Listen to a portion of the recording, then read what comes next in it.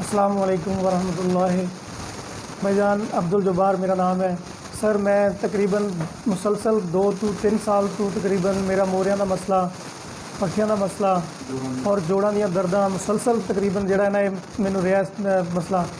और मैं फैसलाबाद का कोई स्पैशलिस्ट नहीं छड्डिया। जड़ां दे विच भी तकरीबन जितने भी स्पैशलिस्ट ने सारियां कोलों जांदा रहा, दवाइयां लैंदा रहा। जिहदे कोल भी गया सर पहले तो MRI रिपोर्ट करवाई गई मेरे कोलों 3 पार्ट दे विच होई, तकरीबन 27-28 हज़ार रुपया उहदे ते खर्चा आया मेरा। और उस तो बाद नॉर्मल रिपोर्टां करवाते रहे, रिपोर्टां ते तकरीबन 50 ਤੋਂ 60 हज़ार मैं खर्च किया। और दवाइयां का जिहड़ा सिलसिला है तकरीबन एक हफ्ते की 7 ਤੋਂ 8 हज़ार की दवाई और डॉक्टर की फीस वगैरह अलहदा। मैं सर तकरीबन 2 साल तो ये दवाइयां खा रहा और 1% भी मैनू जो है ना इस चीज़ तो आराम नहीं आया। हकीम साहब के कोल मैं आया, एक हफ्ता सिर्फ दवाई खाधी है, ये ही सर मेरा जोड़ा मोहरियां का मसला भी कवर हो गया। मेरिया दर्दां जोड़ां का जिन्ना भी मसला सी, हिसाबी कमज़ोरी दसी गई।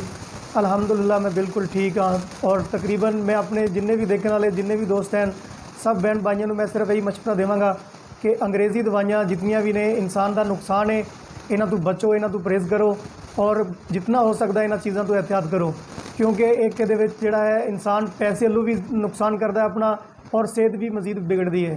देसी दवाई दे विच नुकसान भी नहीं, मैनू बिल्कुल जो है 100 तो जो 80 ਤੋਂ 90% मैनू बिल्कुल आराम है और मैं बिल्कुल क्लीयर है इस टाइम।